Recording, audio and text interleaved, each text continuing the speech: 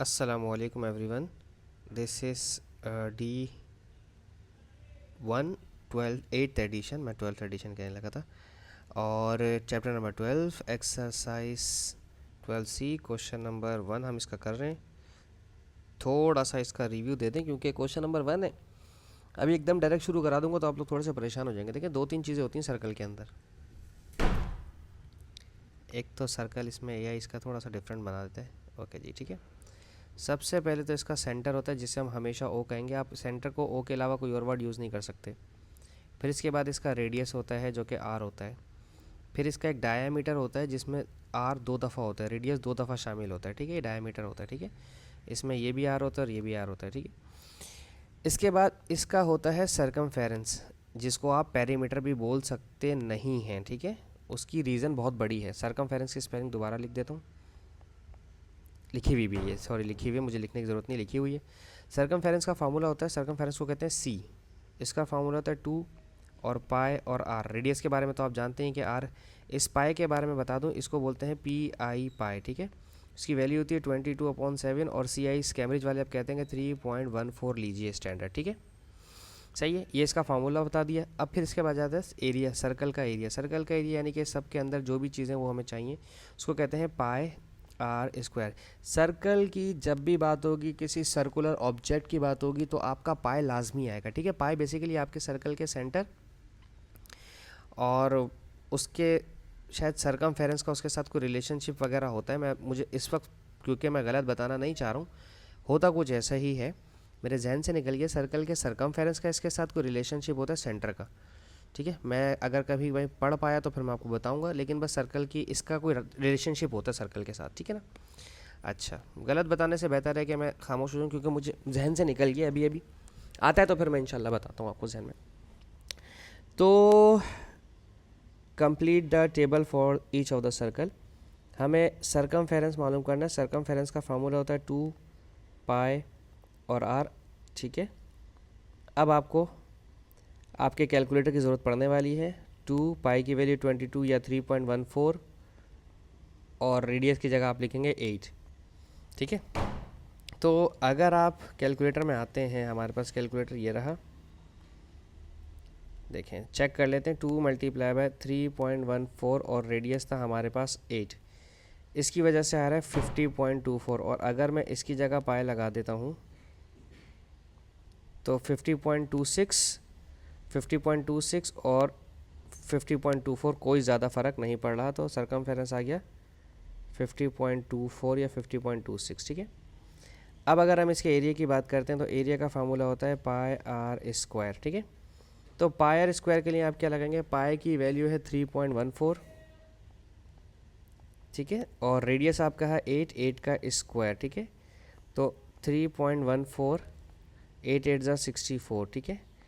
अच्छा, आपके ना एक और चीज़ भी आपको समझाता हूँ। देखें कैलकुलेटर में क्या होता है कि आपने लिखा शिफ्ट पाई 8 स्क्वायर, बाद वक़्त अगर आपको मेरी स्क्रीन पर नज़र आ रहा हो तो 64 पाई लिखा हुआ नज़र आ रहा है। तो कुछ P1 के अंदर अगर कैलकुलेटर की इजाज़त नहीं होती तो आप 6 पाई इन द फॉर्म ऑफ पाई अपना आंसर छोड़ दें। अदरवाइज़ हमारा 201 आंसर आ रहा है, ठीक है। एरिया आ रहा है 20 और 1, ठीक है। ये हो गया हमारा ऑप्शन ए।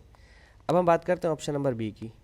दोबारा सरकमफेरेंस का जिक्र हुआ है तो सरकमफेरेंस का फार्मूला लगा दीजिए 2 पाई आर। सरकमफेरेंस की वैल्यू दी हुई है 34.62, पाई की वैल्यू ना लिखें चलें भले, ठीक है, आर। ये 2 और पाई दोनों मल्टीप्लाई हो रहे हैं, वहाँ जाकर करेंगे divide. 34.6 divide by 2 pi is equals to r. 34.6 divide by 34.6 divided by 2 pi, तो ये आ रहा है 5.506। 5.506। तो इतनी लंबी कहानी करने की ज़रूरत नहीं है, 5.51 ले लीजिए, 5.5 भी ले सकते हैं आप, आपको आसानी है, ठीक है। अब रेडियस आ गया तो एरिया निकाल लीजिए। एरिया का फार्मूला पाई आर स्क्वेयर, पाई की वैल्यू 3.14 या नहीं भी लिखें और आर आपके पास है 5.51 का होल स्क्वायर, ठीक है। अच्छा, कुछ बच्चे ना बहुत एक्यूरेसी के साथ करना चाहते हैं क्वेश्चंस को, तो पता है क्या करेंगे, वो करते हैं आंसर का स्क्वायर इस तरह से मल्टीप्लाई बाय पाई।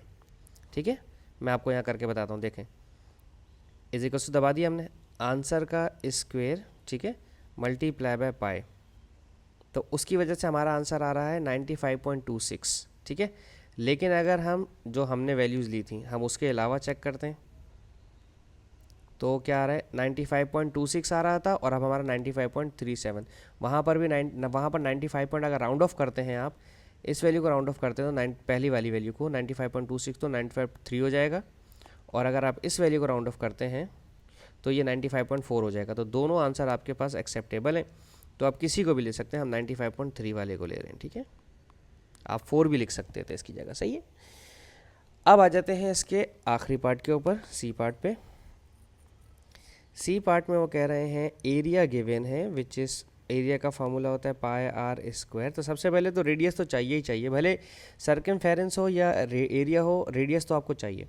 एरिया है 302 पाई आर स्क्वायर, इस पाई को मल्टीप्लाई कर रहे हैं, वहाँ भेज के डिवाइड करवाएं, 302 divide by pi is equals to r square, इधर भी रूट ले लें और इधर भी रूट ले लें, 302 अपॉन पाई। ठीक है जी, तो root 302 upon pi, oh I am sorry, तो ये आ रहा है 9.8, तो रेडियस ये तो स्क्वायर कट जाएगा। ठीक है, 9.8 हमारे पास इसका आंसर आ रहा है, तो मैंने यहाँ रेडियस में लिख दिया 9.8।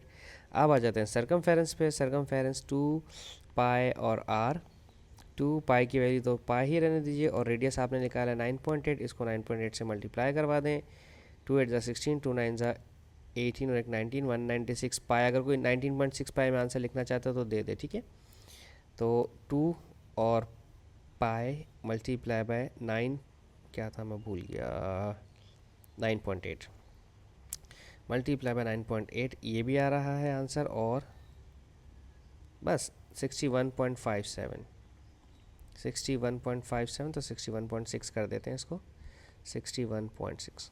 ठीक है जी, तो होपफुली मैं आपको समझाने में कामयाब रहूँगा।